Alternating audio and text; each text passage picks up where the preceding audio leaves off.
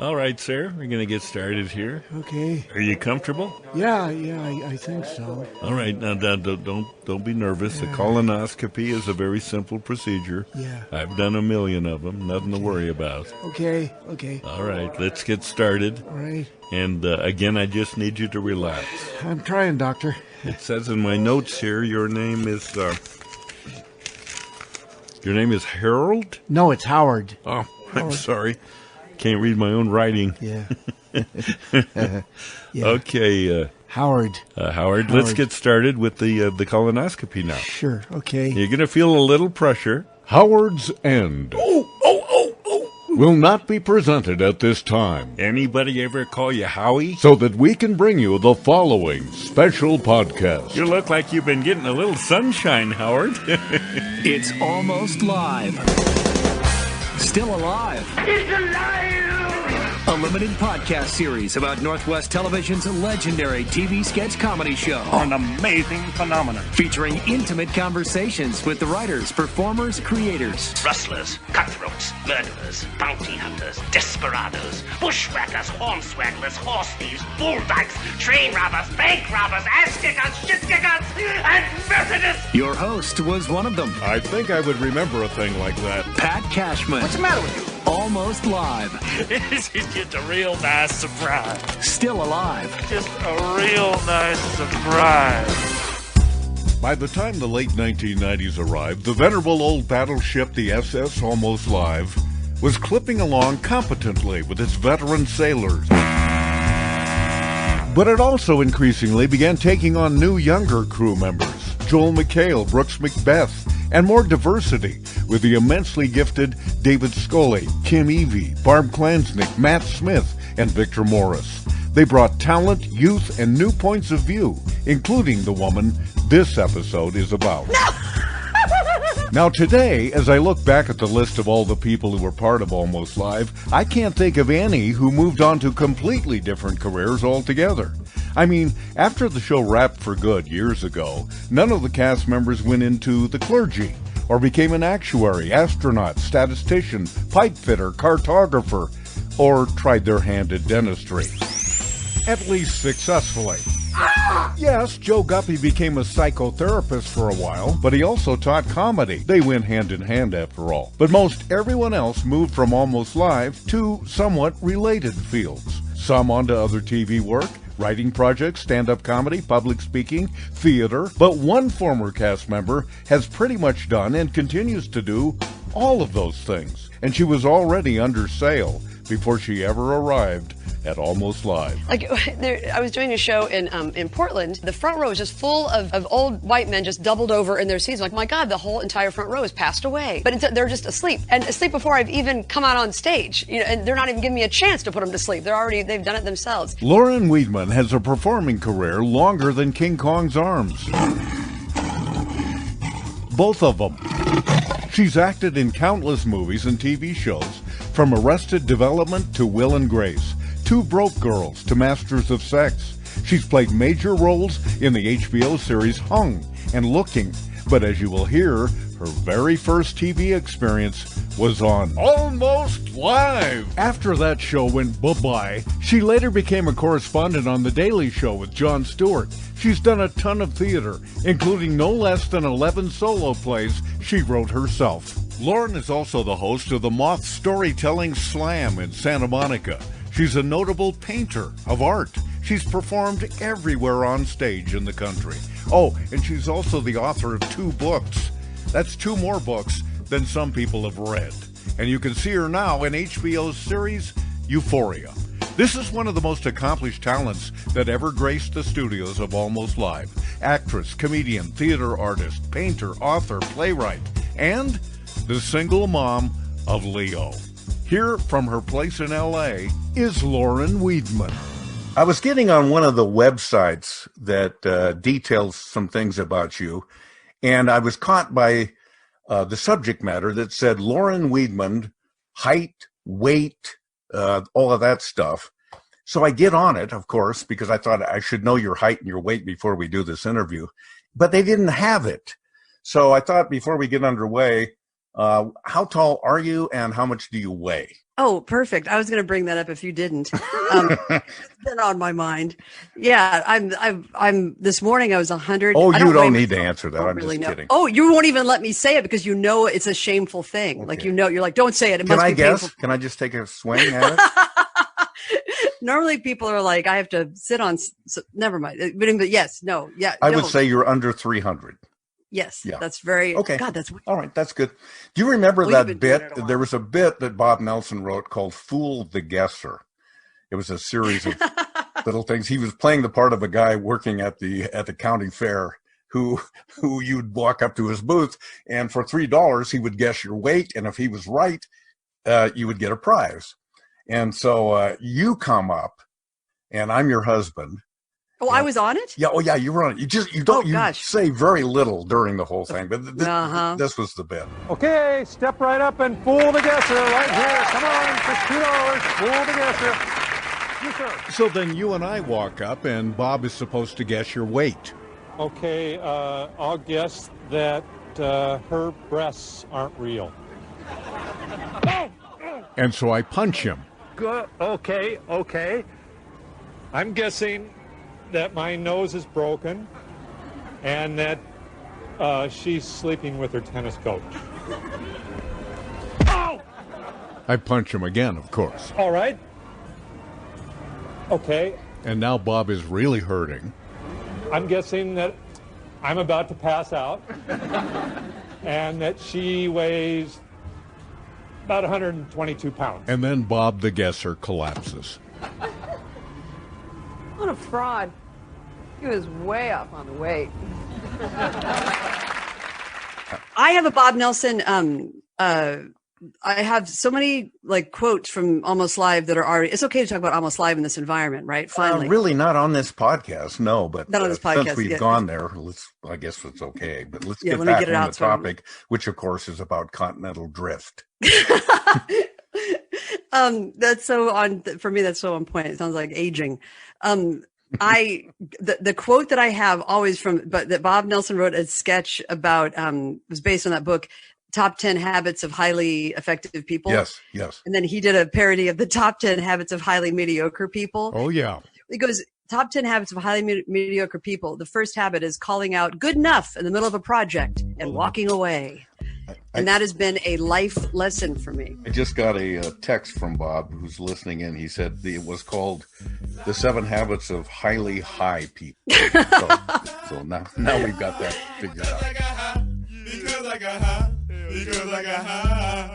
Oh, that's cool. You're in contact with him. Thanks for doing this. Where are you living these days? I'm living in Santa Monica, California, which is I'm It's in the a Fall rent City of controlled. California, right? It's the what city? The Fall City. I've always compared the two. It is the Fall City. What's that mean? Well, I mean, Fall City is like Santa Monica, except there's no beach. If you drive to Yakima, you'll see the sign that says, "Welcome to Yakima, the Palm Springs of Washington." Right. And now I'm told there's a sign outside of Palm Springs that says, "Welcome to the Yakima of Southern California." Yeah, that's a pretty good one. Oh my God, I'm turning into Ed McMahon on here. Yes, thank you, Ed. Ed, have you Yeah, been you're- drinking? Totally. What do you weigh, Ed? Hey, But it's the Fall City, meaning it's always fall here. You know what? I don't need to analyze everything. I'm sorry. What a ruiner I am with comedy. I'm like, what do you mean by that? It's Santa Monica people are always like, oh my God, Santa Monica. Oh my God, you're right by the beach. Oh you my have God. a Ferris wheel, yeah. Yeah, you're so lucky, which hasn't been spinning. But I'm in a pretty small apartment across from a kind of a pirate park. You know what I mean? Like a real hangout for a lot of mayhem. Lucky me. Yo ho, a pirate's life for me. I would be loving that if I were you. Oh, totally. If you're a pirate lover, you'd love it. But it's delightful. Lots of small dogs. And is that how you picked the apartment? You said, I'm looking for a place right across from a pirate theme park. Do you have it? Yes, I'm looking through a place that throughout the day, if I open up the window, I will hear the sounds of what I'm actually saying to myself all day long, like, you piece of shit, you father me, rah, rah, rah.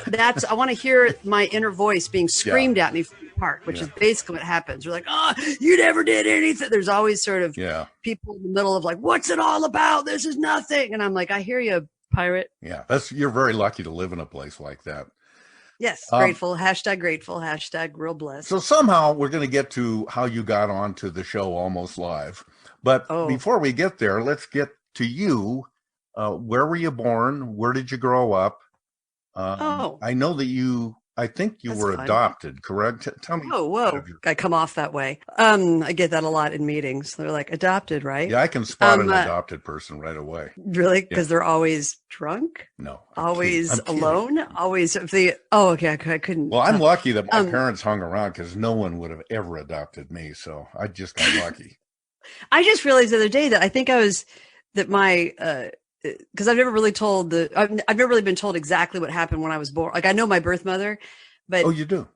I do. Yeah, I met her when I was like 20. But did you seek her out, or should they come forward? I didn't seek her out. She, my adopted mother, when I was like 18, I asked one question where I was like, do you have any more information about them that maybe you haven't told me? And then after that, she was like, we can return her. Like she was immediately. Went out and started doing the search. It was because of Murder, She Wrote was really popular at the time. Right. And my mom didn't have that much going on. So she, not to say, being a depressed housewife I know how consuming it is, but, she ended up doing all this searching stuff for it. So I met my birth mother and my birth father and all these, but I found out that your real name is Angela Lansbury. That would have been perfect. Actually, even more apropos, my real name, if they would have kept me, would have been Tammy Lisa.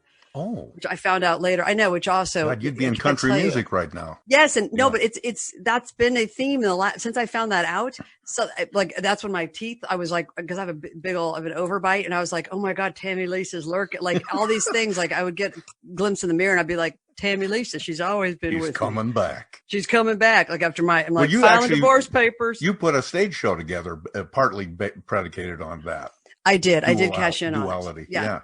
Yeah, if it's good stuff. The show is sort of about these dueling identities and how it's sort of Tammy Lisa is always looming.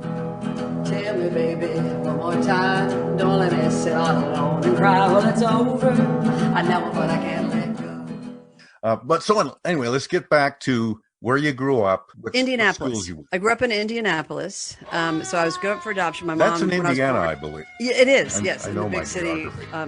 The big city of Indiana. It's in Indiana. So I grew up in the Midwest, which is, Leo loves it now. My kid loves going back because he's like, everyone's so friendly. Oh, you do Even the go homeless back? people are so polite. Yeah, because I have all my families there. Oh, great. And as a single, I'm not saying that I'm, partial to them, but I don't want to be that vulnerable. Indiana wants me. Lord, I can't go back there. Indiana wants me. Lord, I can't go back there. I'm shy with you. Did you have siblings? I did. I grew up with 2 older sisters. And now I have like half brothers and sisters who are, who I visit, even though they're like, sit on that couch if you would. That's good. Like we're not super. Not real. I mean, we are. I shouldn't say that. There's a adopted thing. But yeah, so I go back and I grew up there. It was very like suburban and very, backyard, front yard, that kind of stuff. I don't mean to throw my wealth at you, but grew up really, Didn't you have a backyard and a front yard? We just had a side yard. That's it. See, but that's what my son is growing up with. We have a little stretch of. I'm sure that's not true. Where'd you grow up? I grew up in New York City. I'm in a New York state of mind. No, you didn't. Okay, I grew up in Bend, Oregon. I'm in a Bend, Oregon, not too far from Prineville, state of mind. Did you really grow up in Bend, Oregon? It's a little burg in Central Oregon. Yeah, that's where I grew up. God, you're so bummed out about it. It was about 10,000, 12,000 people when I was a kid, and now it's well over 100,000. It's just exploding here. Oh, it's because of that highway. No, the steel company. But I go by Bend, Oregon every time I drive to Seattle, right? Yeah, they put that gas station in, and man, it just population exploded. It was like the grocery store's here. Yeah, that's because Leo my kid is growing up with just a little tiny side, like there's a piece of concrete next to our apartment building, and until he turned about 9, I was always like, go in the backyard. And he would just go like on the concrete, and he can only just bounce a ball. You can't really do much more in that space. Yeah. And I had him convinced that was his yard. But like front yard, backyard, that seems like that just seems so, especially now, you know. I don't know when this is going to air. Are you thinking this is like going to be like 5 years from now? I'm not. I don't think this ever will air. So I was just keeping up. Yeah. Don't worry about it. I'm just dominating your time and I have no plans to do anything with it. Actually.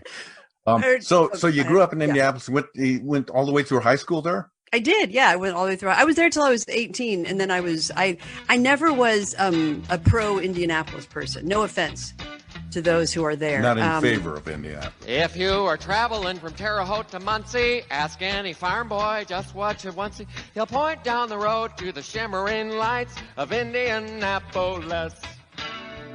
What's the second verse?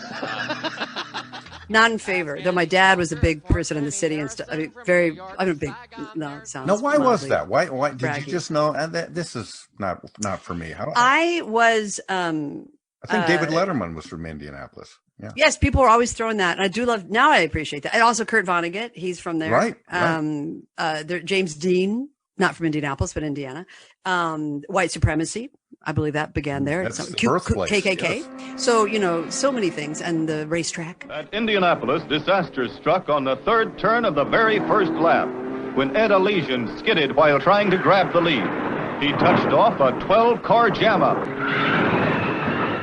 But to me, it was because there wasn't like Andy Warhol's factory wasn't there. Like there was no weirdness. It wasn't, I wanted something where it seemed cool. Like there was like one coffee shop, that you could, I don't know, go smoke clove cigarettes and drink coffee. I wanted that kind of scene, right? I just wanted something real, like I wanted something different and more interesting. And everybody tucked in their shirts, which I found very confined. And probably tucked him in, but their belt is like up to the clavicle. Yeah, yes, as you just described my Uncle Chet. Yeah, like his belt, like right under the chin. How soon did you realize? Were you like in the third grade and you said, "I'm out of here"? I mean, when? Maybe being adopted kind of makes you a little bit of sort of. You're always like, "Hello, I'm a visitor. Hello, just visiting." Like you always feel.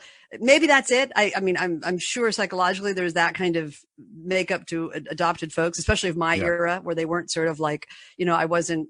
My birth parents weren't at my Thanksgiving dinner or something. It wasn't like I've always known it's adopted. So there's something about the outsiderness of it all that sort of. Maybe, and I was into theater, like as of third grade. Oh, that's where I was getting to. Did you just say what can you remember a moment when you said, I want to do that? I think it's similar to the moment when my kid was like maybe 1.5 and I took him to the library and they had like reading time or something at the library. And I was like, ugh. Anyway, but go to the library. I'm not against reading, by the way. I don't want to come out like that because I'm pro reading. It's just really, and I'm anti-smoking, which has been really scary for me to admit. I'm so opposite from you, and I don't mean to make this about myself, but I encourage young people to watch more television. I see kids with their noses in books and literary magazines and things, and I'm thinking, man, don't go down that road. That's what I did, and look where I am. That's true. It's scary what's happening in America. Well, more, you can't even make that joke anymore because now it is. But in the library, I just remember there was a moment where they go, the reader lady was like, come to the front. And the kids can all sit in the front. And so the kids come sit to the front. And then Leo had a moment of when I just had a second where he like turned around and he noticed there were people behind him. Like all the adults that were watching the kids reading, and he saw them, and then he turned, and then people started kind of tittering, laughing, and then he was like, "Oh!" And and then he turned his back to the woman who was trying to read with the others, and he's only facing the audience and loving it. And then you had to force him. He's not that way. Well, maybe a little bit, but at that moment, I was like, "Oh, I recognize that. I know that moment where you're like, what?" The drug of attention is just so wonderful, and that people are responding to you. It was so that there was once I had a hit of that, I played Snoopy in third grade, and that was it. Once you do Snoopy. Who are your heroes? Since you decided you wanted to be in theater at some point, how early on did you admire people, can you remember who said that person's cool, that one's a bust? I think that's always been a problem of mine, is that I don't give enough respect to I've never done the like, this one goes out to like Stevie Wonder. He's, in fact, I've had many people who have terrible actor, by the way. Actor.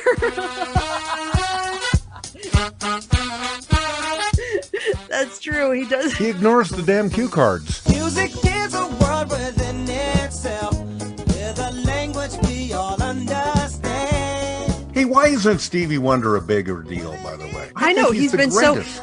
well, you know what? It's only a few people that can see it. Someone like you, who's a real connoisseur, understands it. To everybody else, he's just violent. He's always been violent. Yeah. He's fantastic. I don't.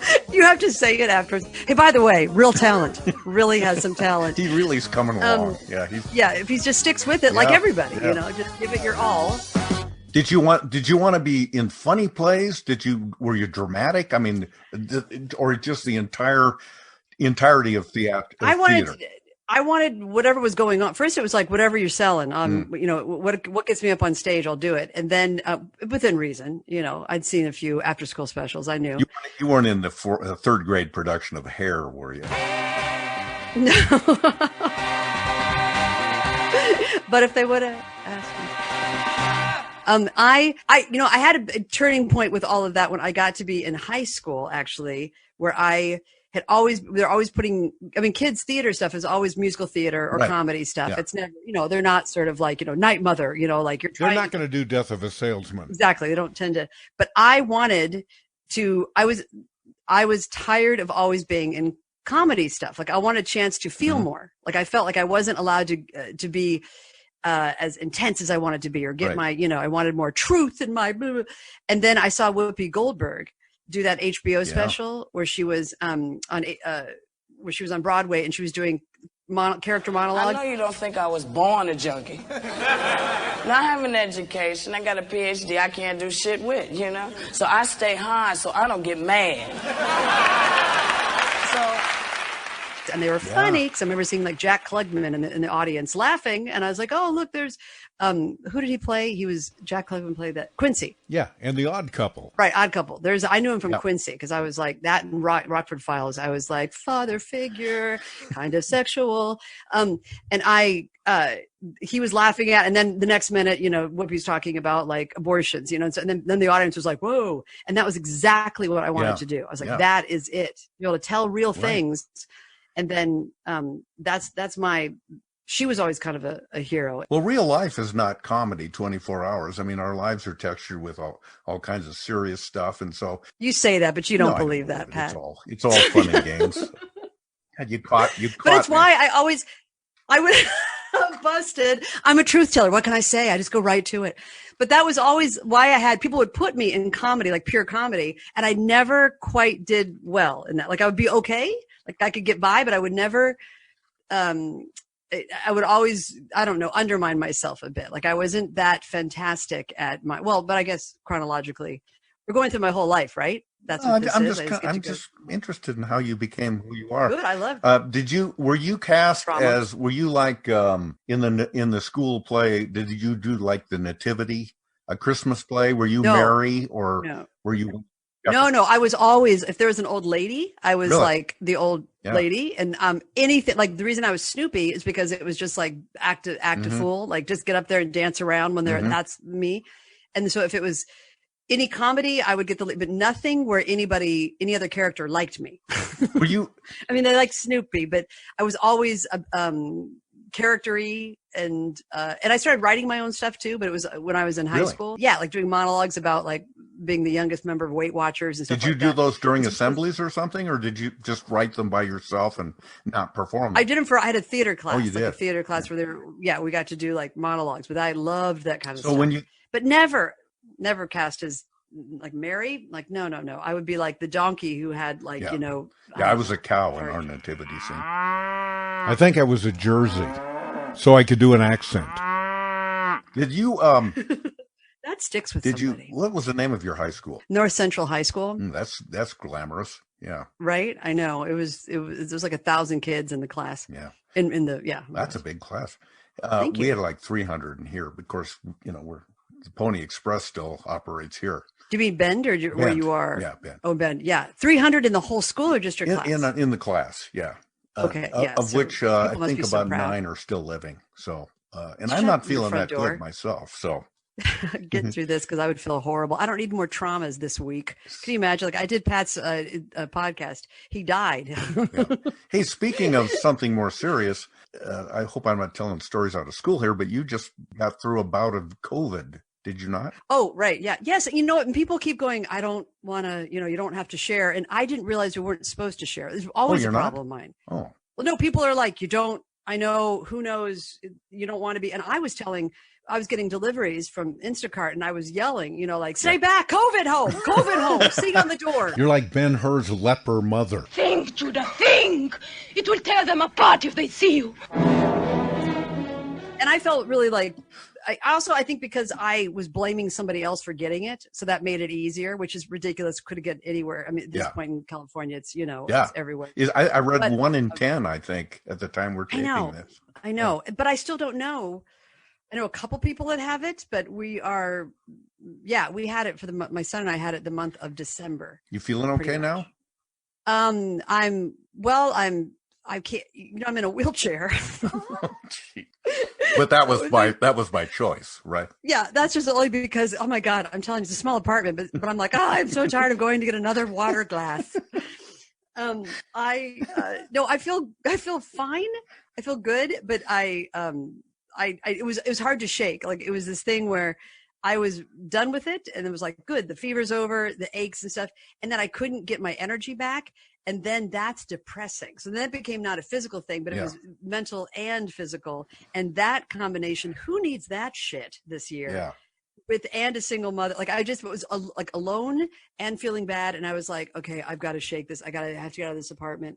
This is awful. Like, what if I'm the one that, and the mental thing of like, what if I'm that one who doesn't go, that's why I don't read the news. Yeah. Unless you need to. It's not when you're in the news. You don't want to read it. Exactly. But I'm fine now. And I think it's good. Yeah. I'm glad to hear that. What would I say? Yeah. Oh man, I was hoping you wouldn't recover. No. It would make for drama, right? Like, and afterwards it was horrible.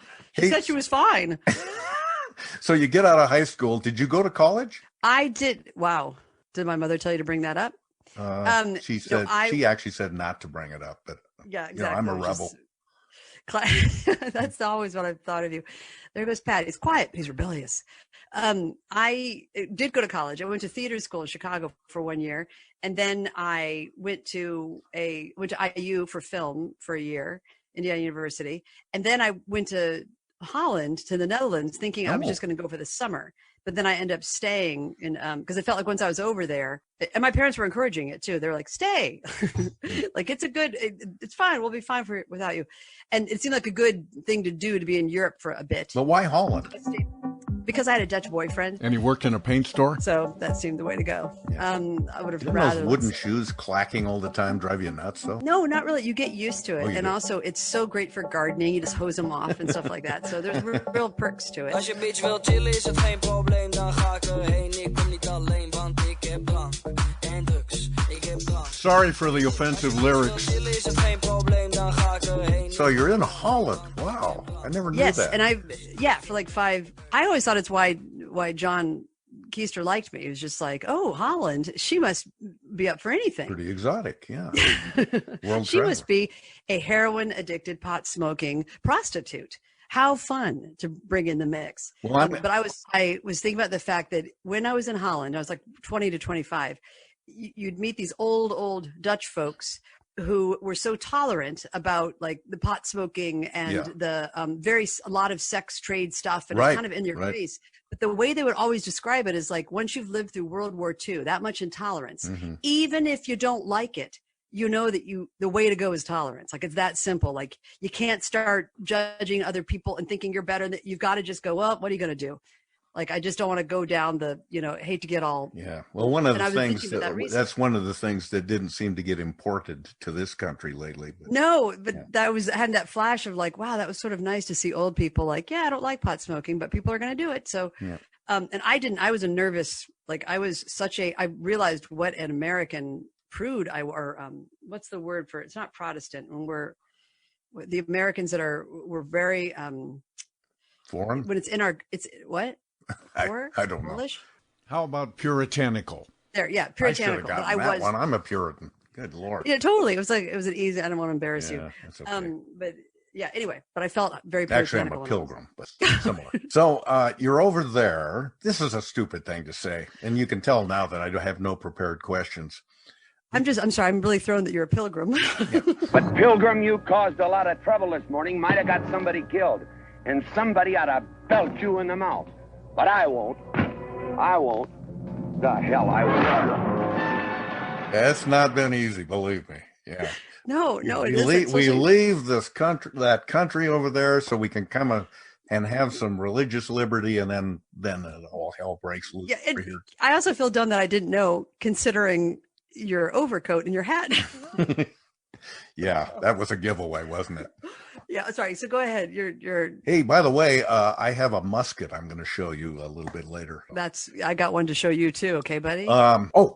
This doesn't have anything to do with anything, Good. but it's kind of curious to me. Your name, after all, is Weedman, and mine is Cashman. So I did a little research. On this, and Cashman. Most names, or many names, Anglican names, have some sort of precedent. A guy named Cooper. It turns out his family were barrel makers, for example, or baker. They were bakers. Right. Did you ever dig into the derivation of Weedman? Derivation, nice. Thank you. I am hit by now that I'm sort of seeing our names side by side. Weedman. We're the only mans, I think, in the cast. Have you ever met that funny reefer man? Have you ever met that funny reefer man? Oh, wait a minute, Nancy Guppyman. I forgot about her. If you would have Keisterman, if you see my life and your life, you'd think that that we do carry something in our DNA. There's something about where I'm living that does have kind of a Weedman feel, and I'm sure you have like a basement or something that makes you think, ooh, cash. It says on the internet that Weedman is not your real name. That it's Huntington. Can you clear this up for us? That's my middle name, but none of that is. I mean, that's what I was adopted to the Weedmans, into the Weedman family. Oh, okay, all right. I'm from my blood is McQuillan, sort of Irishy, Scottishy, just whitey white, me too. Boring. But the Weedman thing has been. I don't know exactly where it's from. I do know that it's growing up. People are like, "Your dad worked for Camelon," like, and that was. Hey, that's a good one. Hey, I'm going to jump ahead to the things you're doing more recently, out of order here, because I want to end with all your almost live experience and what you thought about that and all of that. Nice. But let's talk about all the amazing stuff you have done in your career. I just was looking at the list of your credits. My goodness sakes, you're a busy woman. Yeah, super busy, yet so poor. But I think one of the most intriguing things, we'll talk about the other stuff too, but one of the more intriguing things since you came from Almost Live was that you spent a year on The Daily Show with Jon Stewart. That's true, I did.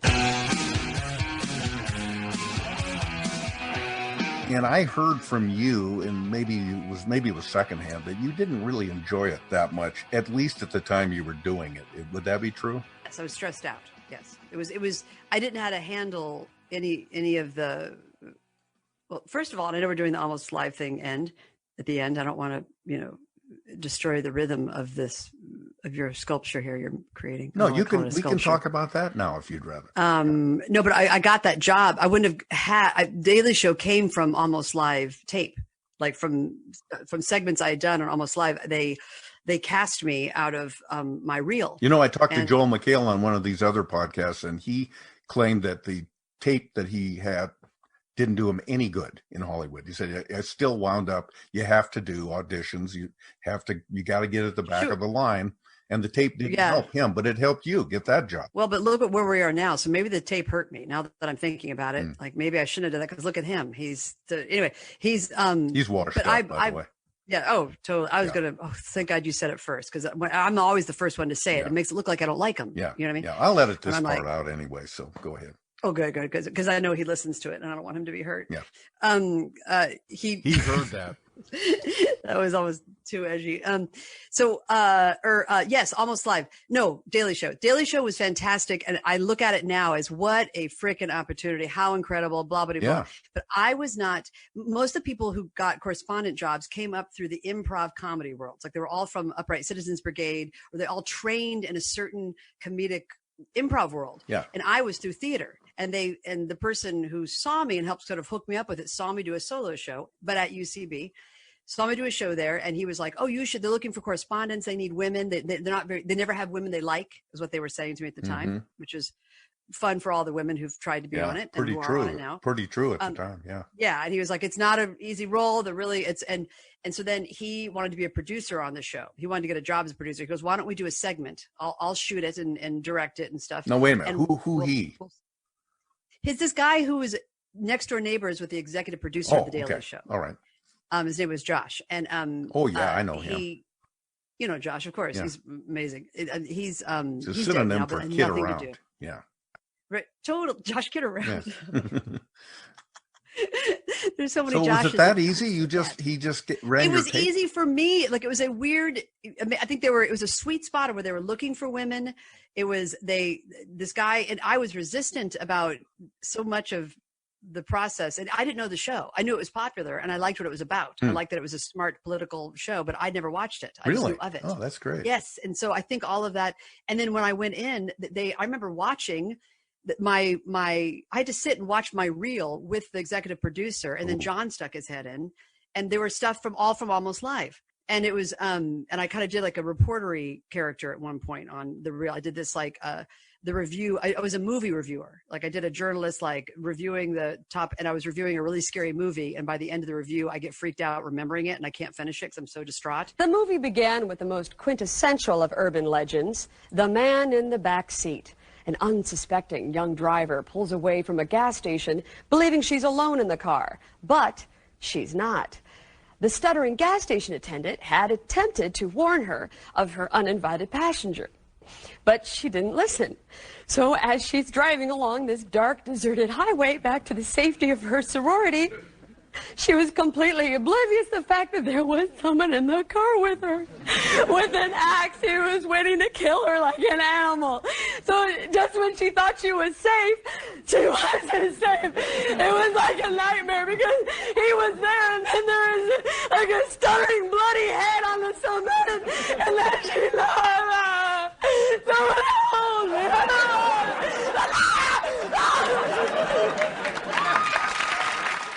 So that was the bit. And that is what I think that's what really sold them on the idea that I could do the correspondent thing. So then how did it go? I had a good experience on the Daily Show with certain people. Like I found my people, but all throughout the year I was on it. It was an ongoing thing of like, you freak John out.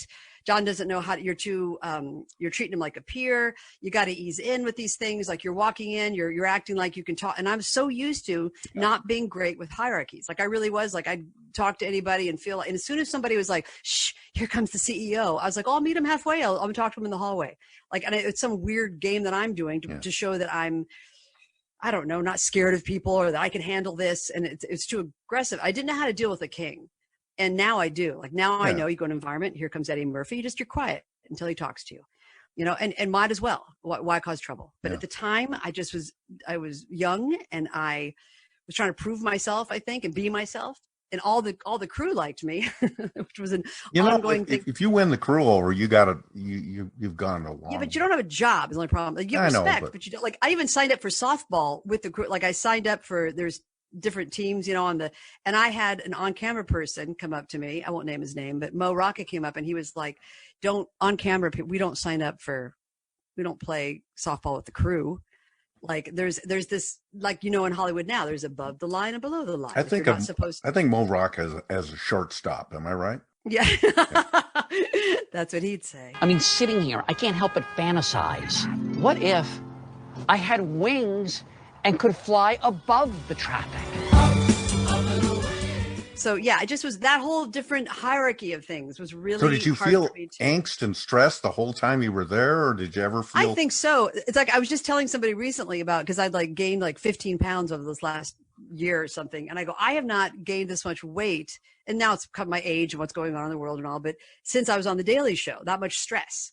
And that was like 9/11 had happened. 9/11 happened right when I got on the show. You were on in 2001, 2002, right? Yes, yes. But there were also good things. Like I look at some segments, and when people say they know me from it, I will, and they're positive. They're always like, "Oh, I remember from the Daily Show." I'm always like, "Okay, I know it was not my like greatest thing." And they're like, "Oh, I liked it," you know. And then I'm insulting them. Or I'm like, "Well, you don't know any better." So our own Lauren Weedman put together a very special look at why this city is still the greatest on earth. New York City. You may feel you're at big risk visiting here these days. Well, you are at risk of having a wonderfully good time. How about a thrill ride in what New Yorkers call the Love Tunnel? Do I smell fresh baked cookies? Getting hungry yet?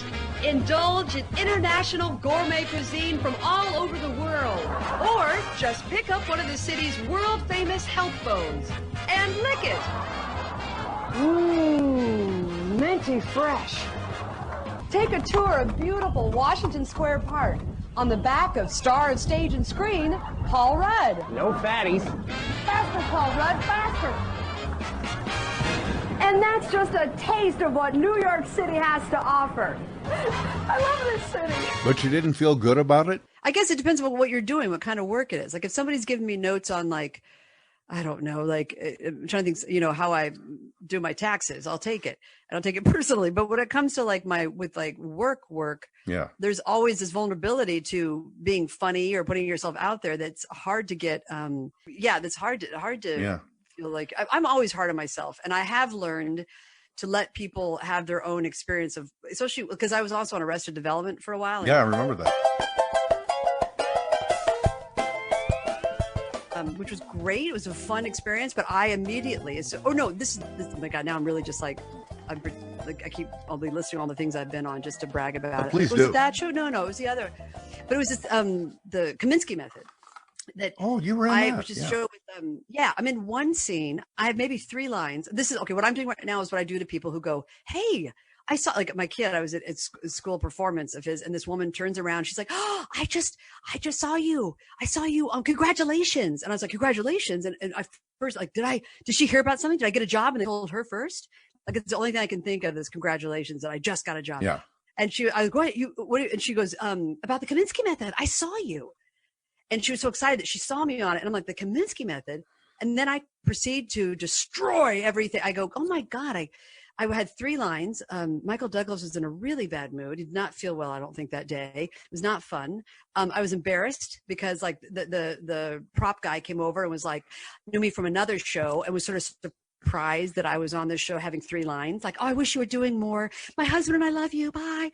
And that was it. And I was feeling so embarrassed by that. I felt like a day player. And that I wasn't ever going to get back to getting more work, and that I was I'd gone up, and now I was going back down and having these. I know. So why did we do that? And I destroyed her experience. So people are like, I saw you on it. It's so fun. It was so fun to see you. And I'm like, oh, really fun for you? Well, guess what? My kid needs food.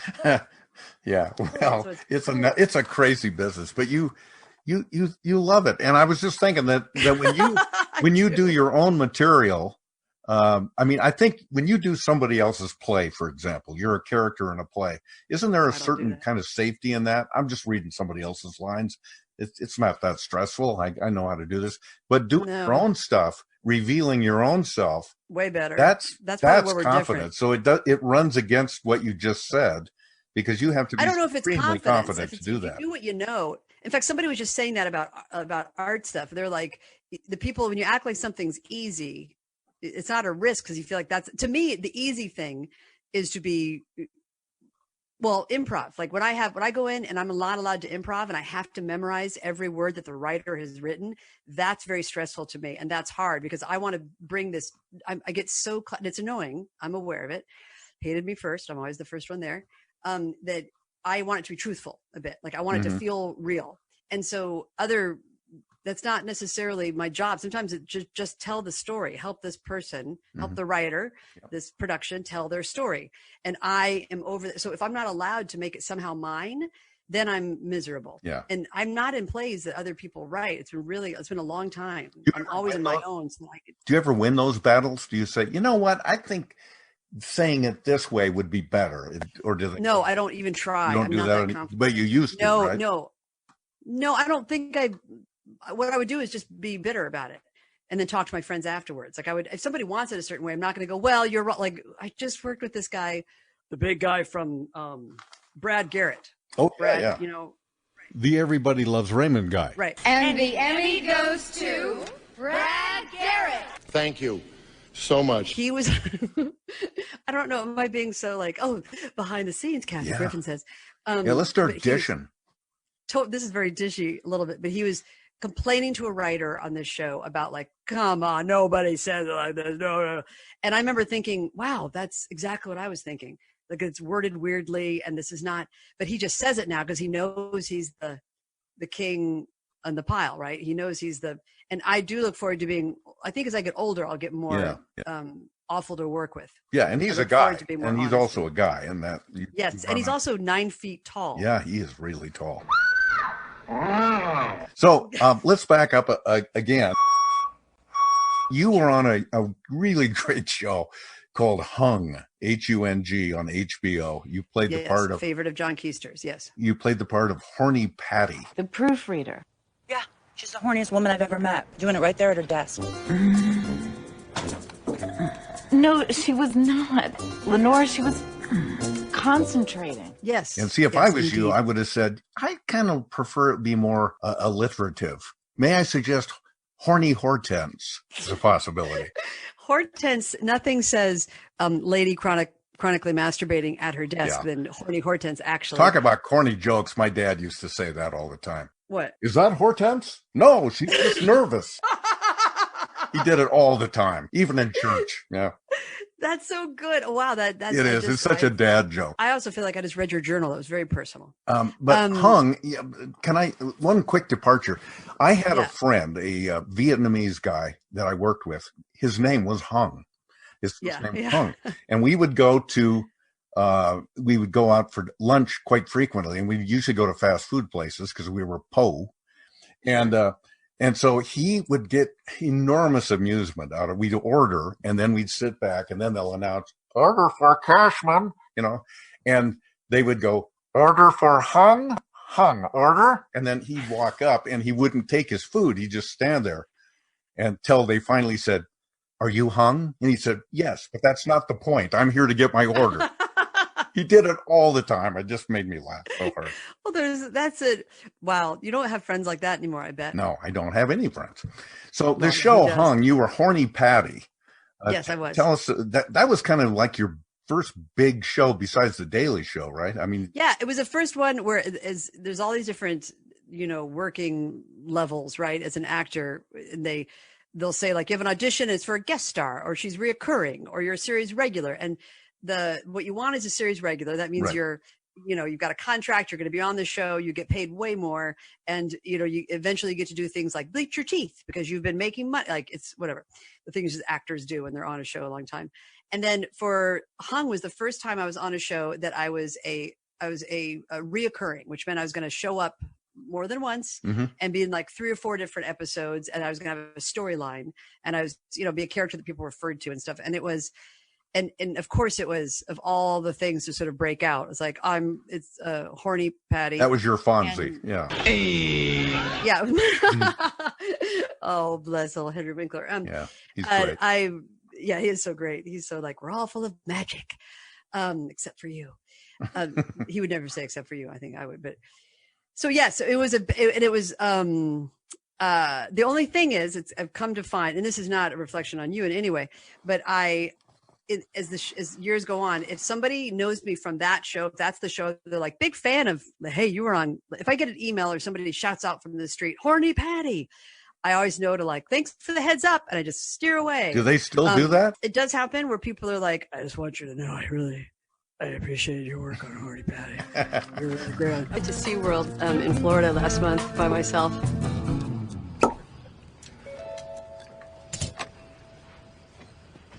It was a lot of fun. I had a free weekend, so I treated myself. I flew JetBlue. That's, sounds nice. No, it doesn't. It sounds pathetic and lame, but that's, you know, that's what I like. I like zoos and SeaWorld. And if it's a looking fan, then I know they're just like a harmless, fun gay boy that wants to come say hi. So you guys thought you were going to have your little sausage party without me? Well, you were working. I was working. I was. And then everybody died. Lynn's liquor cabinet, fantastic. Jesus. Fantastic. No. Oh, come on. Here, I'll hold it for you. Are you I think that Dame Gladioli of the Castro can afford to buy more booze, all right? How did you even get in? Augustine left his door open. I kind of I flew in like Peter Pan. How do you even know it was my door? Because it smelled like misery. It was a great show. I love the whole premise. And of you it. were great. Thank you. Thank you. I mean, it's not something my kid was like, you know, he had that moment on the playground where he was like, thought another kid told him like, your mother did pornography. So that was cool. Maybe for a different podcast to talk about. Yeah, that is actually the next series I'm going to be doing. And I'm really worried about the John Keister episode of the pornography podcast, but so talk about that later. Now, am I wrong or right? It was either Hung or Looking that was the first episode of which was directed by Alexander Payne. Am I right? Oh yeah, yeah. And But I was just thinking about that because that would be a connection with Bob Nelson. Yes. Alexander Payne directed Bob Nelson's Nebraska movie. Yes. God, I love that movie. I love Alexander Payne. That was. I never worked with Alexander Payne, but you know, in the back of your mind, I don't know why that's a weird saying. In the middle of my mind, I like to think of that when I was auditioning for Hung, I was like, Alexander Payne, maybe he's going to see this, which is not really how it works. I think that, you know, he's working on other stuff. But no, I wasn't directed by him, but he was involved. I just was in an episode that was directed of the show on, this is last year actually, called Tales from the Loop. Everyone is connected to the loop in one way or another. We had an episode directed by Jodie Foster. Oh. And when I got the sheet of our call sheet, and they didn't tell us ahead of time, and I was like, "Are you kidding?" Front. So I didn't know. So she placed me. That was about it. She was like, "You sit here," but that was it. But exciting. And we'll talk about some of the other stuff you've done. Then we're going to get to Almost Live, I promise. But what was I love to know, and nobody listens to this podcast, so don't worry about it. But I love stories about people that we all know that are celebrities, they're directors, actors, whatever, that are just jerks. Yes. Just a-holes. Can you think of one? I'm trying to think of, well, I've seen people be a-holes to other people. Like I've seen people destroy, like Eddie Murphy was awful to people when I was working. This is a long time ago though. I'm sure he's old now, so he's probably much more grateful. It was during the time I did a movie where it was during a time where he was doing like Dr. Doodle 17, like he was in everything, and he was just doing movies and doing movies. And this was another one of them. You could tell he didn't give a shit about the movie, and he would yell at the director, who was a first-time director of a feature, right? So the director's nervous, and he's got all these big names. And then actually, Michael Douglas did the same thing. There's a thing about being called to set and saying you're ready to go, and then they're not ready. And then you have to wait. And that just happens. And I don't even know. I mean, nobody loves it. It's like yelling at the stoplight or something. You know what I mean? Like, oh, I've got to go. Like, why? It's like, it's just a thing you can't control. These are just elements of filmmaking or TV. Mm-hmm. And to see them take out their, on somebody lower than them in their mind, like to say, like to beat on the guy next to you, like take out their frustrations or whatever. Like I did see Eddie do that, but he was nice to me. So but that's all that matters. Yeah, exactly. Where I didn't defend him or anything, but mostly it was just, and I became the person that he would yell at somebody and then come over to me and then start telling me stories about like, getting in a hot tub with Yul Brynner and about like how he met Sammy Davis Jr. Like he was a real storyteller, and I would just sit there and listen. Getting in a hot tub with Yul Brynner. Yes, like Yul Brynner is apparently Yul Brynner and his wife liked Eddie when Eddie was younger, and were like inviting him over to have it, invited him over, to check out the hot tub, etc., etc., etc. It's very modern day Keister, really. But he keeps coming up. I know he does. Well, that common bond that we have, Rob Lowe tells a story about that when he was in high school, he'd been in a couple of movies already, and he was in he just did an after school special, and he was in high school, and he really had the hots for this one girl in his class. And so he's sort of invited her. He said, would you like to come over and see my after school special? ABC's after school special. It's going to be on Thursday. She said, yeah, but why don't you come to my house instead? We'll watch it there. Okay. So he says that, so he gets in his car and he finds her house in Beverly Hills, and he goes to the door, and the door opens, and it's, hello, young man. Cary Grant is standing there. Cary Grant was her dad. Wow. He said, I just about wet my pants. We go in. He was very nice to him. Oh, you were very good in that after school special, young man. Very nice. But he couldn't believe it. How did she forget to mention that was her dad? Well, you know, it's like she's probably used to it, or not. There's a lot of. I feel really like I don't take it for granted anymore. Well, I don't think I ever take it for granted. I do love that when you go to, I love seeing who's on the call sheet, right? When I'm going to do something, and I'm very enthusiastic. I've because of age and all, I don't do the thing where I act like, you know, like that I'm used to meeting somebody. I get excited about meeting somebody. And when I was doing Arrested Development, I was in a lot of scenes where I didn't have lines, where I just had to sit, but I got to be with, it was basically like being in a documentary about that #MeToo, is all the people that were being that were in trouble. But then watching just psychologically I used to describe Arrested Development as like a documentary about what happens to the psyche when you've had fame. So you're just watching different people's egos, because they all are coming together. Everybody's successful. Everybody's had their own world outside of, you know, Arrested Development. This is their last season, and they're all coming in with different things, expectations. And it's like, who's on top? Usually there's got to be somebody who's the alpha. And if you can't have that alpha, what happens? You know, because and then comedy. So people are one-upping, or they're angry. You know, I love watching I don't know. I like watching the weird shit go down and being able to watch it and not be a part of it, and then go home and have good stories. I mean, I would never blog about it or something. And, you know, here, as you said, nobody. But it is fun. Yeah, it is fun. Because so little of it is actually spent on camera. You're waiting around, standing around so much. So especially me, so little on camera. Paying attention to stuff. All right, so let's. I'm sorry, I'm just all over the place. Sorry, are you kidding? Like, this is. And I don't want to. I do not want to hurt children. Give short shrift to your amazing, wonderful career, and you've been on 1 million shows, and. Thanks. I don't feel people have been. It was people. Will and Grace and all of that. Sure. I know, and I do feel. And during COVID, I was like, I miss. Like, I want to go to craft services, and I want to overeat again. I want to just. Well, I keep mentioning food, but, and I do miss it. Yet there's time periods where being a guest star was a real issue. Like, I really started to have issues about.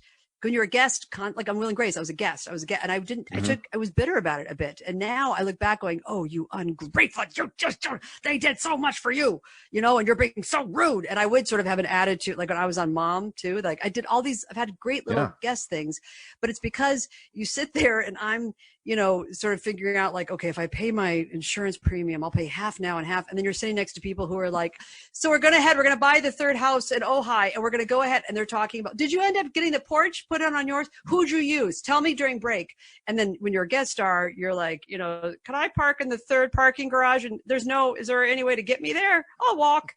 You know, there's still that Hollywood thing. Yeah. So you as an adult to feel like that you're not with the cool kids in some way, money wise or power wise, still was messing with me.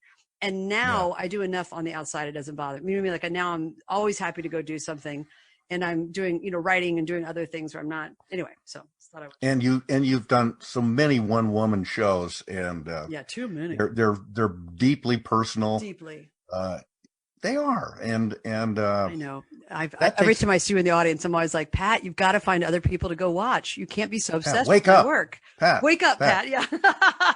No, you'll say, Pat, you cannot sell popcorn here. You go back to the ballpark. That's where you do that. Okay. Yeah, I'm ashamed that I just don't go out. Who cares? Yeah, totally. I don't care if people don't. The worst thing is when people just act like they want to.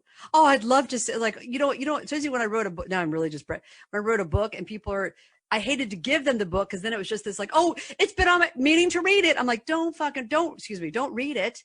I don't care. Only do it if you want to. I don't need people. Does it have pictures? Right. Totally. You've got a couple books out. So, man, you've really covered all your bases really well. Yeah. Just keep and I don't want to give short shrift to any of that. I encourage everybody to go on your website and see all that you've done. And I don't think they should really. I feel like it's a waste of time. I don't mean to fight you on this one, but I feel like there's things like help a child. I don't know.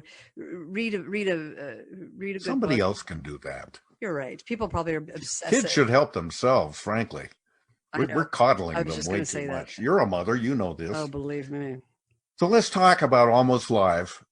Yay. Boy, I could talk to you for another 10 more minutes. Yeah. Yeah. but let's talk about Almost Live and how you came there, because you had been a theatrical person up till then. That's what you wanted to do. That's what you felt comfortable with. And this TV thing, it was not something you eagerly embraced. No. Or maybe I'm wrong. Am I wrong?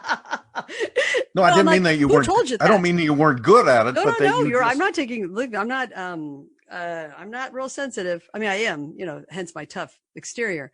But in deep voice and such, and muscly forearms. Anyway, I hope I really set a sexy picture. You're right, because when I got the job, I did a short movie that John Keister had directed, and I had just gotten to town. And when I got the audition, everybody kept saying his name with the movie. And I was like, I'm sorry, I don't know this John Keister. That everyone's like, it's a John Keister film. Okay, it's for the John Keister film. Like, what's it called? And they only would call it the John Keister film. And then I heard from my agent, oh, he's a big deal. He's a local big deal. He's got his own show. He's been around for a while. Everybody knows John Keister. And then when I did the film, I saw how true that was. Like, hanging out with him meant that you were hanging out with the king of the city everywhere you went. He was just so known. Yeah, and that John Keister film is called That Night.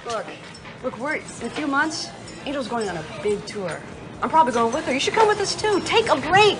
Come party with us, man. Hang out a little bit. We'll probably have to sell some T-shirts or carry some shit around. But we're going to Italy and Germany and France. South America. And I thought, what kind of luck? Did anybody ever bring up the Pat Cashman film? Hi, Eric. Hey. Hey, man, I was just wondering. You were wondering? Yeah. I was just wondering if... You were wondering why nothing in life matters? Why the divide between cynical and beautiful is so big? Yeah, sure, it's cynical when you take the good things and you just smash them because you think they don't matter. And because of that, you think that you don't matter. While beauty gets completely ignored by the nihilistic creatures all around you. Is that what you were wondering?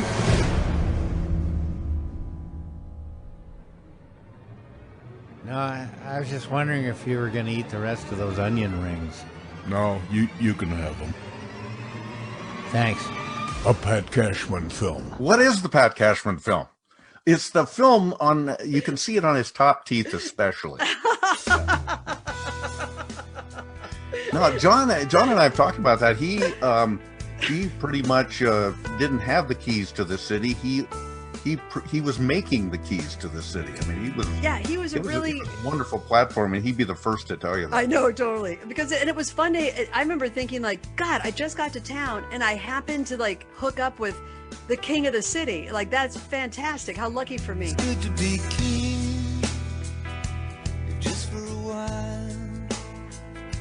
To be there in velvet, yeah, to give him a smile.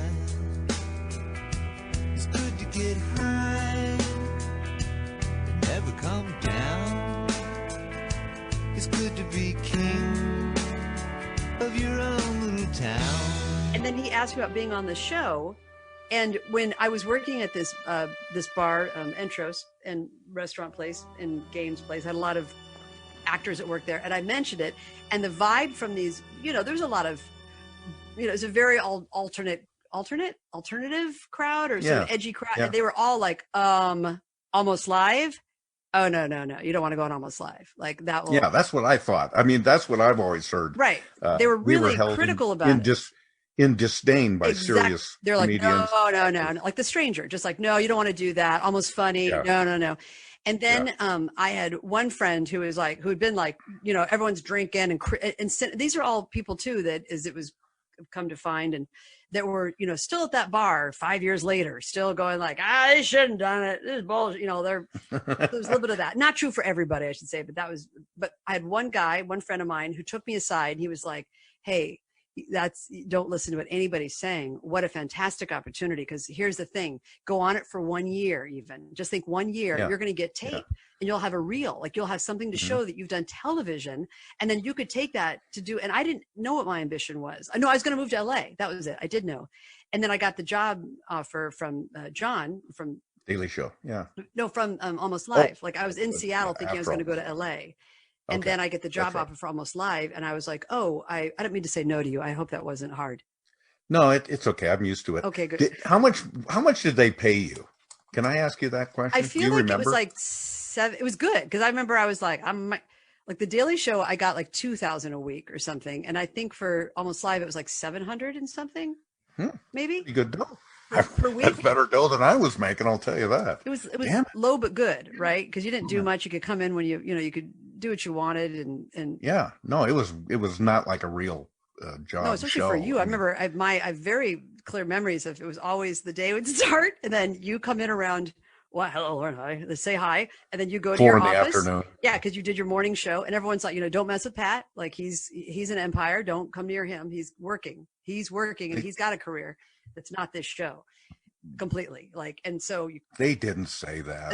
I don't know, I'm like to make up stuff, and so and then you go just like boom boom, like working like a job, like you knew how to. I don't know, it just always seemed like you very well. I had to make the most of my time because I didn't have a lot of it, so, right, like and you had family and you had like it was all very different world than what I was. Hey, let me ask you about this. When you went to those pitch meetings, by the way, you were on the show from like 97 to the end of the show, right? A couple years. Yeah, I was on it with Joel. Like Joel and I were. No, I was on it just like a year. I would say year and a half, and then the show was canceled. I was on it when the show was canceled. Yeah. And nobody's blaming you for that. Everybody blamed me for that. You got to stop beating yourself. Letters up came on that in. one. People are still like, it was an awesome show, and then you tried to bring in new blood, and look what happened. Yeah, yeah. A woman of all things, too. Gross. Yeah. We don't have enough of them already. We got 2 of them. Totally. What are we doing here? And that was Tracy who was always saying that to me. Yeah. I'm just kidding. That's not true.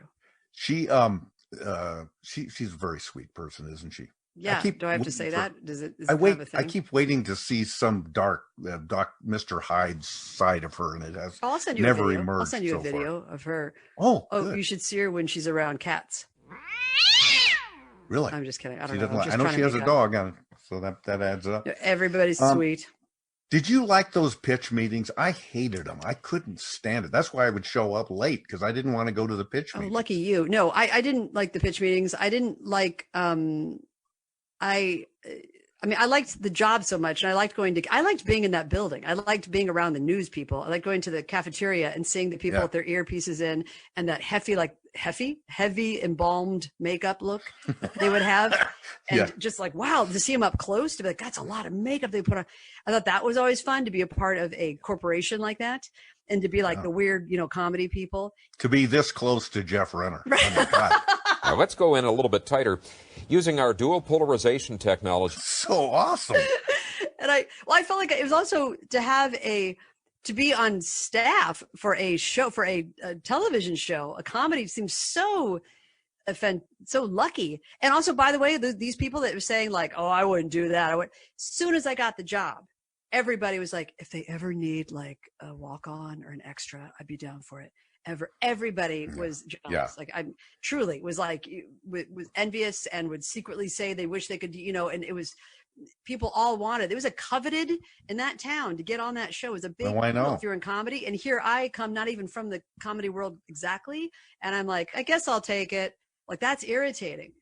Yeah, well, you were recruited for that show. I just happened to be around in the building. And so is that true? We need a guy to play a tree stump. Cashman, come here. But you were actually brought in. Yes, and, John did. John really fought for me, I think. Or John tried to get me.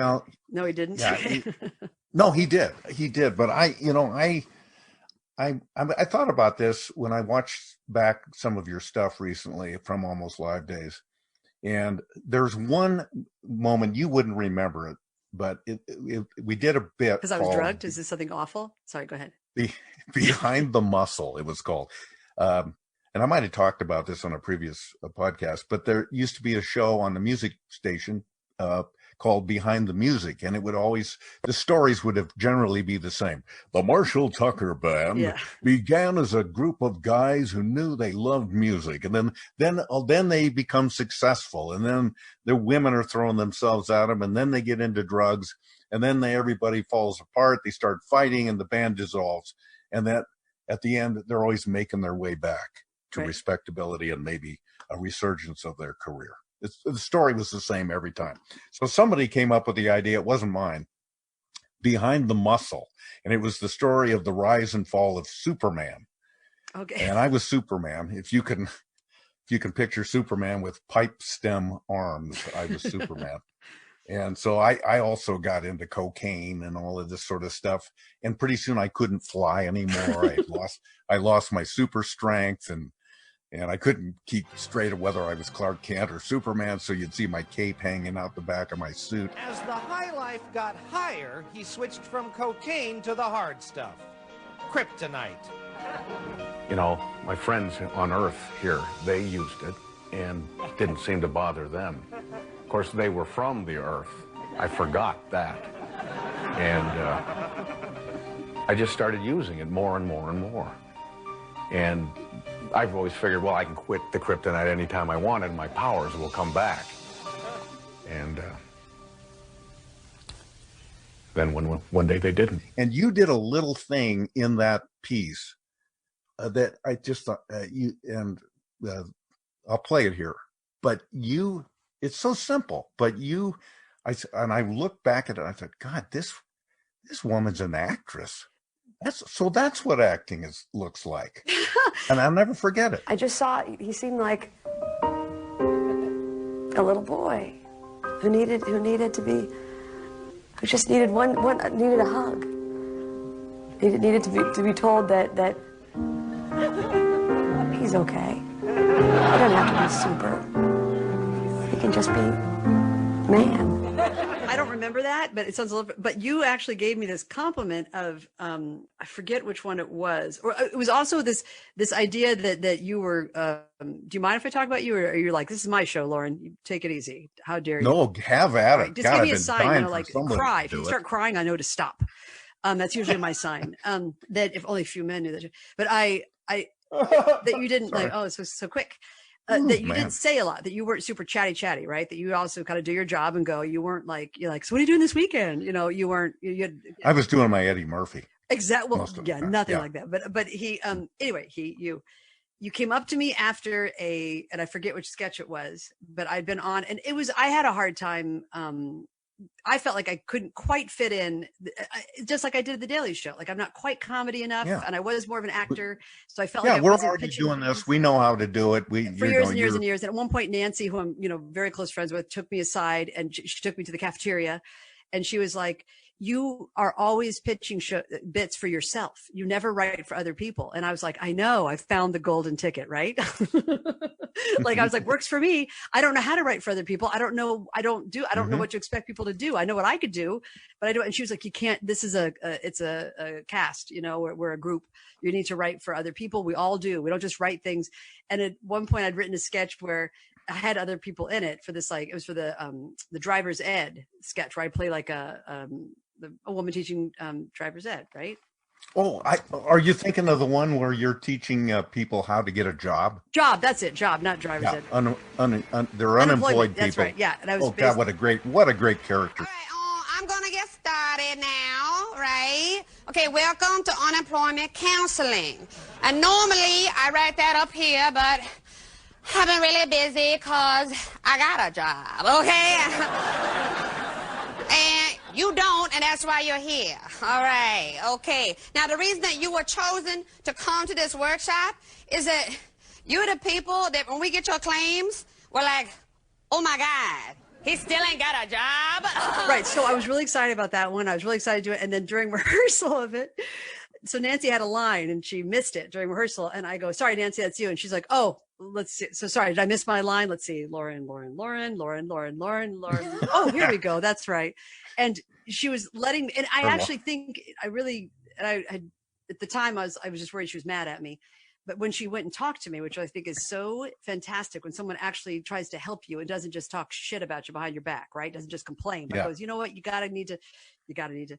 Anyway, I remember thinking, God, I'm not very good at this, or, right. But I don't know why I'm going down that. But at one point, my point was to talk about you, because you had come up to me after, I think it was that sketch. It was. And I performed it on the show. It was the first time. It was kind of I felt like it was my breakout role, right? The time I got to really show what I can do.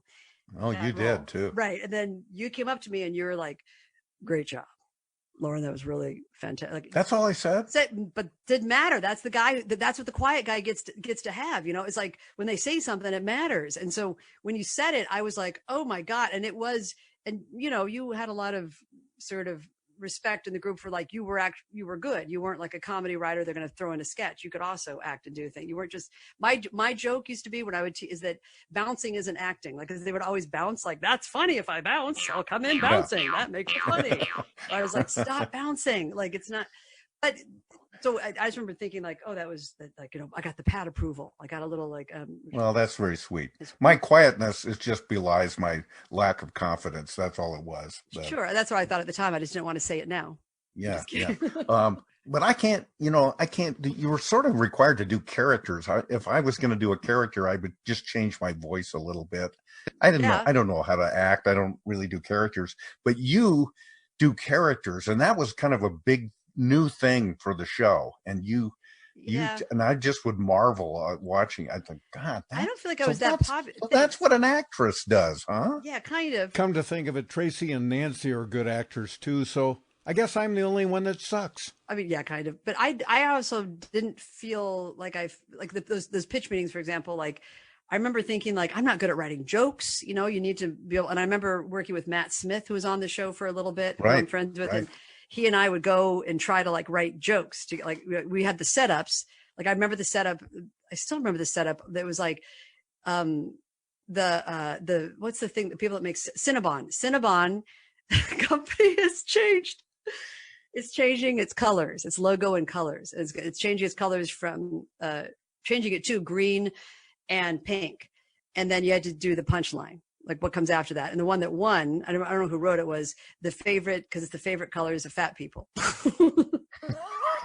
And then you realized, God, writing jokes is not that hard. It isn't, but I would overthink it. And I would just think there's some like, I just found it so intimidating to think of, my comedy always just came out of situations, of just me reacting to things, not sitting down and coming up with a formula of what, but I have so many. Well, you did so many characters, and you did voices. You could do a British accent. Sure. It's standard theater geek stuff. Who died and made you queen? You're 12, you're 14, you're 17. Yeah. Okay, no, you're dead. Oh, I've got an idea. Natural hair care from the mind of Maha. It's Maha, actually. Maha. Can I tell you But another it was good. thing? It was authentic. Sure. Yeah. Juilliard, what are you going to do? I didn't go. But this is. Do you remember the bit you did called Sexual Harassment Awareness Meeting? I feel like that wasn't a bit. I feel like I went to one. Now, what I want to do here is create a safe and honest environment for the next 10 minutes or until the lunches arrive, so that we can talk about these things. Now, who'd like to start us out? Maybe there is one thing that I would like to bring up here. I just feel... Okay. All right. Did you hear that? No, are you going to let him do that? Is that okay with you? What? I have a cold.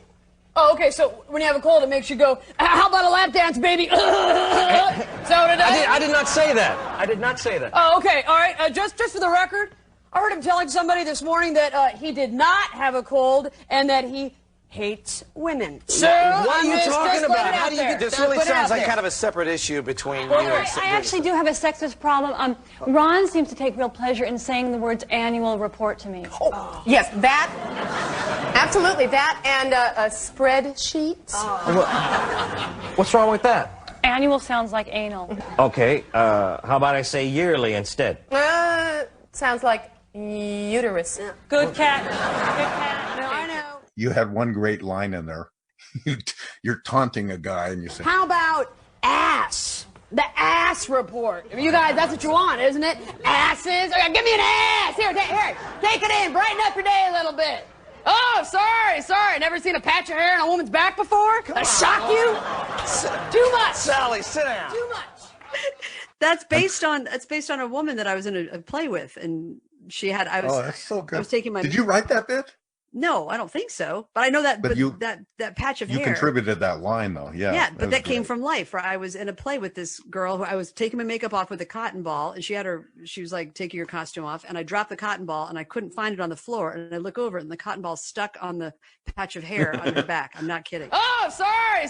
Never seen a patch of hair on a woman's back before? That shock you? One of my favorite bits that you did was a real short one. It was called the striptease. Do you remember that one? Oh yeah. That was and I can't do any justice to it in this podcast because it's entirely visual. Happy birthday to you. I have a surprise for you. But God, it was cute and really funny. Yes, and hairy basically armpits, you're trying to make a striptease video for your boyfriend, we presume, right, or whoever. And so you start off and you take your entire blouse off and everything, and you're pretty, but each step along the way, you're dissatisfied with it because, well, you notice your stomach looks a little big. So you do a different one where you wore a shirt. Now you don't like the look of your arms. And so then you put a shirt on so your arms don't show. And then you get disappointed with the way your neck works and looks. And then at the end, you're just completely covered in a big old blousey, sloppy sweatshirt. That one is such it was a great really one. clever. I redid that one even. I liked it so much. Like I did it initially for Almost Live special, that Sex, Slugs, and Rock and Roll, like Valentine's Day special. It's really good. It was so. I love my favorite things on the show. I like character development, and you were great at that. But things that were really quick, didn't have a lot of fat on them, and just got to the point. And right. That was my favorite one in that same way is when I did the. It was with you, and you go. It was a thing where we're reporting on a murder or something, and you were at the scene of a murder. Oh, and then I was a you witness. were good in that. I'm glad you brought that up. That's one of my favorite bits. I'm brought into I'm working at a news station. I'm a reporter, and the news director and his assistant are chiding me for being insensitive. I just make bad choices when I'm out in the field reporting. Now, Richard, as you know, KRTZ has been considered the #1 news source in the city. Oh, yeah. We got the best cars, the coolest helicopter. The numbers have been dropping lately. Yeah, since he was hired. We were told that once the camera was off, you flipped off a group of preschool children on the playground. Well, yeah, but those little brats flipped me off first. And so I'm reporting from a murder scene, and you come in from off camera at my invitation. Come here. You want to be on TV? Say, back to you, Dan and Susan, from the scene of this senseless tragedy. Back to you, Dan and Susan, from the scene of this senseless Susan. Tragedy, senseless tragedy. From the scene of this senseless tragedy. That's good. That's good. You did good. Are you an actress? No. Didn't you think she was good? See, this sense of like she's a total with her half shirt on or whatever, trying to get attention. I thought that bit really isn't that funny except for your performance, and then it's funny. I did like that one. Just made all the difference. Well, tired, huh? Yeah, I'm just exhausted. I don't know. I hear you. I feel like I got the life sucked out of me too. It will take me about 4 months to put this podcast together because there's so much to it. What else? Is there anything else I've left? One other of my favorite bits, and I don't know if you've ever done this one on stage too. You remember the sick waitress? Yes. In fact, thank you. I saw somebody do that recently, like on an SNL, something where I was like, what? Yeah, I just saw it on a rerun. Stephen Colbert and Steve Carell. And now, waiters who are nauseated by food. We have a milk-fed veal with a mint jelly. That comes with asparagus tips and an olive caper sauce.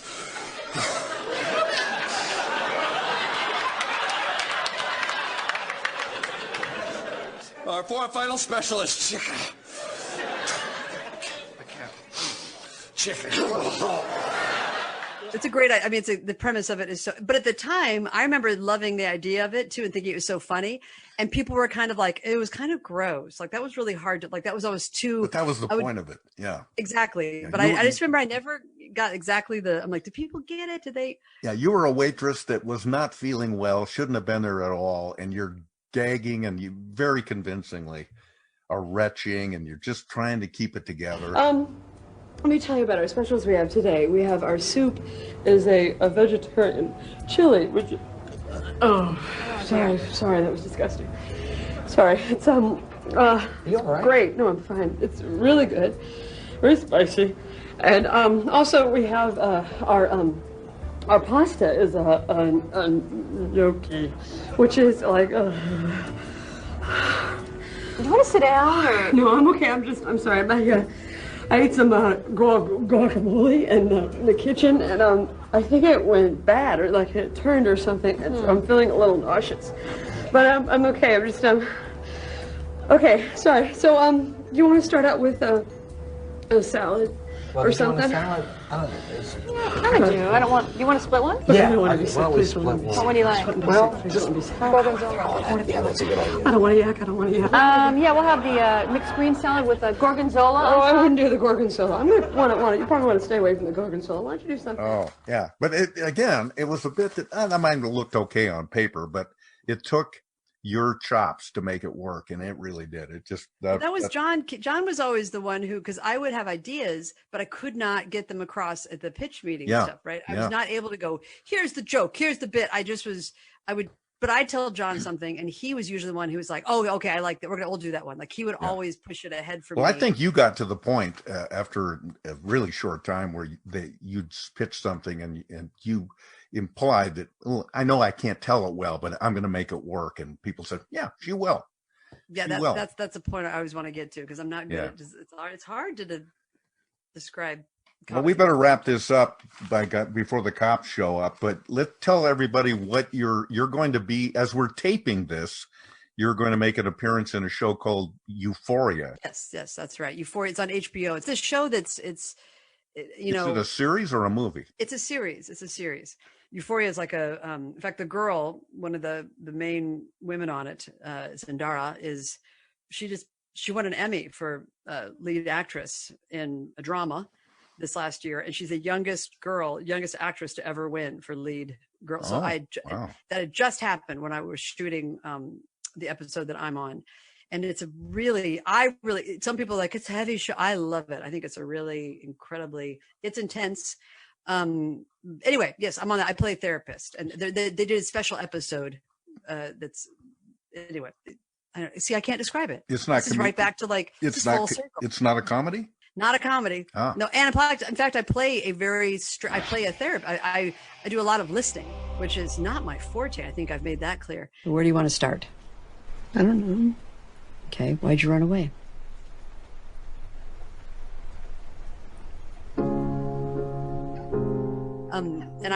But I was really loving it. I was like, Excuse me. I just took up cigars like last week and having a little trouble with them. It's weird timing to take up. Yeah, I know. Smoking. I figure at my age, okay, about 40 years, I'll get cancer in 40 years. Okay, I'll be 170 years old by then, so it doesn't matter. Very positive. One thing I do, Lauren, at the end of these little podcasts, I ask that whether it be Keister or Bill Nye or whoever, how important Almost Live was to where they find themselves today. How I see it is, if it weren't for Almost Live, I'd probably be doing theater full time, and I'd be a lot happier, and I wouldn't have had 2 marriages, and I wouldn't know about alcoholism and abuse. I'm just kidding. If I didn't have, Almost Live is key, absolutely key. Like I would not, and I only in my old age, in the last, I think 3 years or so, do I fully get these waves of like, because John Keister has been for years been like, God, you don't show any gratitude. Like he'll let me know, like, you don't thank me. You don't think there's any, and I'm always like, oh, keep begging for it. You're never going to get it. If you're asking, but now I completely see how lucky I was. Oh yeah. Now he does, but there's no way I wouldn't be working in television at all if it weren't for Almost Live at all. Do you ever think, because I do this, I think everybody does, at some point in their life, they say, God, you know what? Sometimes I think I wish I'd become a lawyer. I'm sorry to say that. Or sometimes I think, I even think there was a time when I even wanted to become a priest back when I was in grade school. And do you ever think back, man, I wish I'd become a doctor instead? Or do you at this point in your life and career say, I'm doing exactly what I want to do? Oh God, no, I'm doing exactly. No, I'm completely, I mean, there's a lot that I don't feel like successful about. I don't sort of sit back and go, look at my empire. I have many moments of just like, oh God. But the one thing I feel certain about is I've known what I've wanted to do and how I wanted to be a human since like third grade on, in the sense of creating stuff. Like I always wanted to create things. Like I knew that was going to be, and I've continued to do it. And to a point where even now people are like, well, good for you. I like, see your painting. That's adorable. And I'm like, and I teach sometimes and have people going like, I thought I let my dreams go when I had my kids. And my poor child is, I've never let go of any of that stuff. So I'm happy about that, because I do think it keeps me mentally, it keeps me not hating being alive, you know. And there's moments where you are sort of like, what's the point of this party? And I do feel like I know the point of the party a bit, in, you know, I don't know, keeping to make stuff and be. The only regret I have is I have let other people decide what my career is going to be. Like I do tend to look to a guy. If I look at my trajectory, it's because, you know, different men have been like, you should do that. And I'm like, well, he likes me. Well, he likes me. Well, he likes me. Like I just sort of fly to whoever, you know, man is there with their arms open, which is truly a problem. And then, because I've never really stopped to go, well, what do I really want to be in the long run? Did I really want to be doing, like being in sketch comedy was not my thing. It was not fully my thing. I loved it because I do love acting. I love the comedy of it, and I like working, you know, but it wasn't exactly, and almost like not exactly it. Like I was always like, not quite exactly. And, you get most of that from your one woman stage shows, I assume. Yeah, I get so self-absorbed. Anyway, at the end of it all, it seems like a fantastic, not the end of it all. Oh God, I hope Jesus wasn't listening. You know, at this point, it seems like pretty lucky and pretty great that I've gotten to do any of that stuff. And that Almost Live started it in such a great city too. Like I still consider Seattle to be my home. It's been pretty lucky and pretty great that we got to spend time with you today. Thank you, Lauren. Thank you, Pat. I was glad to have something to do. Now get out of here, would you? Okay. And no more with the COVID, please. I don't think, okay. Well, I'm ambitious. I like to think I can get it again. If you want a diet supplement that gives you the extra strength and vigor to take on today's world, then try Weight Gone. Weight Gone eats away the fat and gives you that little extra buzz to keep you alert all day long. Now, some people do feel some slight side effects from Weight Gone, including headaches, blurred vision, hypertension, vertigo, leg cramps, peripheral edema, nasal polyps, increased sputum, ocular hemorrhage, puffiness in the groin area, uncontrollable shaking, cowering, and whimpering, huge fungus-like growths on the face, hair loss from at least 2 important parts of the body, hallucinations involving squid people, horrible agonizing cramps, painful enough to make the strongest of men cry out for mommy, spasms so violent and grotesque that even medical spasm experts turn away and say, I can't watch this, a tendency for vital organs to explode for no apparent reason, an inability while driving to remember which is the gas and which is the brake, vicious involuntary impulses to punch mailmen, sudden urges to have sex with Mexicans, and involuntary drooling during sex with Mexicans. Otherwise, Weight Gone is completely safe. Now, there are rumors that a man using Weight Gone in Canada tried to end his suffering by impaling himself with a staple gun. That is an urban legend. In fact, it's one of the few urban legends that is actually true. But on the other hand, are you going to deny yourself a thinner you just because of one fat, spineless cheesehead? I didn't think so. Weight Gone. You'll be seeing a thinner you as soon as your eyes stop bleeding.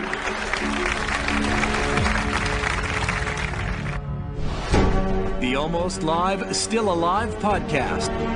Produced and edited by Morris Patrick Cashman. Technical director is Dave Tavers. And special gratitude to the legendary Kenneth George Buford McCaw, Almost Live's chief archivist. And thanks also to King TV Seattle. This program was made possible in part by the 12th century nun and mystic Hildegard von Bingen, inventor of spoken language. and by Emil Berliner, creator of the microphone. And I'm your announcer, that kid from Sluggy, Chris Cashman.